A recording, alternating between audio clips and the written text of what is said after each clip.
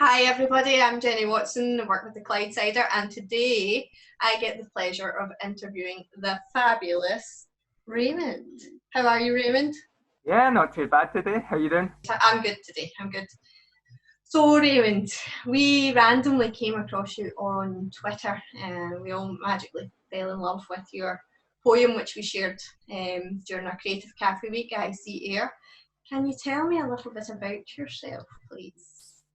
Yeah, my name is Raymond Wilson. I'm from Clydebank. I like to think I'm mainly a performer, but recently, because we've been in lockdown and that we've not had theatres and everything open, I've been writing a lot more, but I've always written as well. I currently go to the Royal Conservatoire of Scotland, where I'm doing my Masters in acting. How did you discover your love of acting and performing? I was always kind of encouraged to do it in primary school and in high school. I just had really good teachers, I think.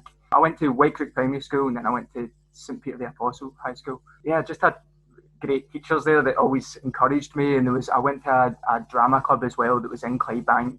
And through that, I always did performance and acting and dance and things like that. Never really thinking it was what I would do as my life. I always wanted to be a creative, but I never thought, right, that you're never really told that that's something you can actually do. But through doing different festivals through the years and doing different shows and tours, realised that it was something I could do and I was good at and I could make a lifestyle from. I think that's amazing that you've had supportive, encouraging teachers. Have you managed to stay creative during lockdown? It's difficult because if you're doing performance, if you're doing theatre, which is what the course is mainly arranged around. Actually, once we got into it, or once I got into it, I found it super creative because it's a whole new medium of creativity, of making live performance, live theatre, but you're doing it online with the restrictions that you've got there, with the no budget, with the only set you've got is the room behind you, the only costume is the stuff you've got in your wardrobe. So having to figure out how you can do that and do that in an interesting way was, I found, just really experimental, really fun, really creative, and we ended up making some good work through that. And I think because we were sort of pushed to explore those boundaries and make our own work while we were in lockdown. So I've really enjoyed that side of it, and it's definitely something I'm wanting to do more of. But then also because of just the time and the space that lockdown's given me, I found myself writing more and thinking, well, I may as well put that out and I may as well post this and post that. And it's difficult because obviously lockdown's been a difficult time to find the energy and the motivation sometimes while there's all this stuff in the world going on. It can be really hard. So it's not as if I'm sitting being productive all the time. But I've got to the point where if I feel like doing something and I've got an idea, just push myself to do it and just do it and not even think about, oh, should I do this and should I do that? And yeah, just pushing myself to do things, I think, has really, really helped in doing it when I get the instinct to do it. Again, it's the adjusting to the whole world of working from home or creating from home. Has there been any other barriers that you felt that you faced that's then turned into a positive for you? Yeah, we're doing the online performance stuff. When you're showing this kind of stuff to an audience, and most people will experience this by now by doing like Zoom meetings and everything. That sometimes things are lagging and things are going slow, and or your internet will go down, and that's happened a couple of times when we've been doing live performance, and there'll be a couple of actors on the screen, and somebody's internet will just completely cut out, and you're going to need to improvise around that until they're running in the background and get their internet set back up and logging back into their computer.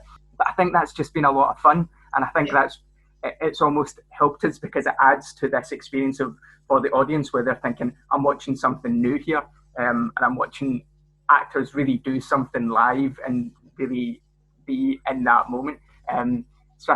Yeah, as I said, I think it's the fact that it is just a whole new thing.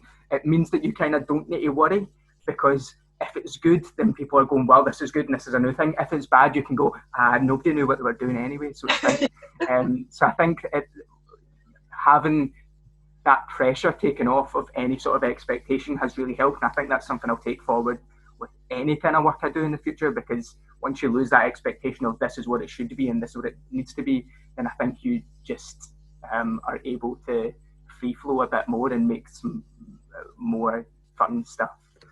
Yeah, that's definitely great advice for everyone.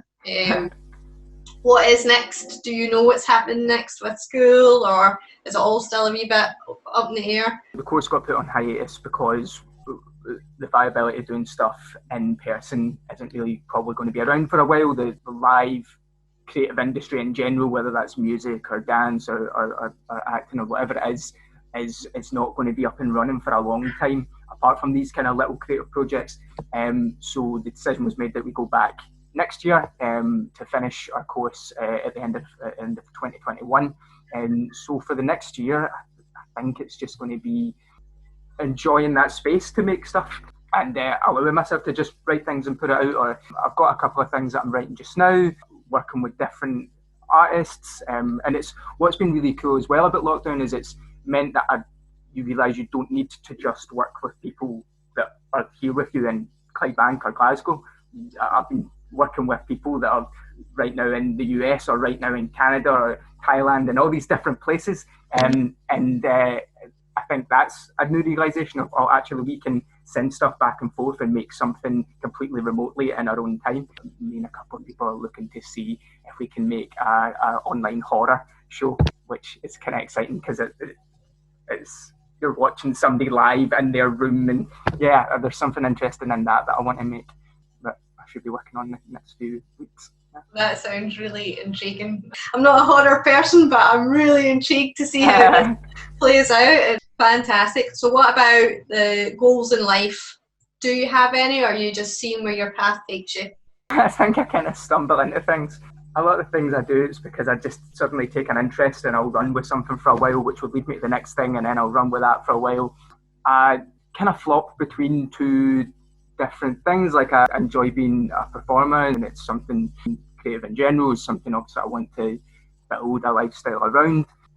But also I do a lot of environmental work, and I'm really interested in nature and that kind of thing. So somehow finding ways to merge these two things is where I see myself going. But I don't really like making big life plans, because then I end up feeling as if I restrict myself and ignoring all the kind of options that arise around me. Yeah, I think that's a true artist ethos right there. Don't box me in. I think so. Yeah. Well, Raymond, it's been really fantastic talking with you today. Thank you so much for freeing up some of your time for us. Team Clydeside are big fans, and we cannot wait to see what you do in the future, and hopefully we'll get to share a lot more of it too. So thank you. It's been so great. It's been really great talking to you, and I really love what Clydeside does. So yeah, you guys keep it up.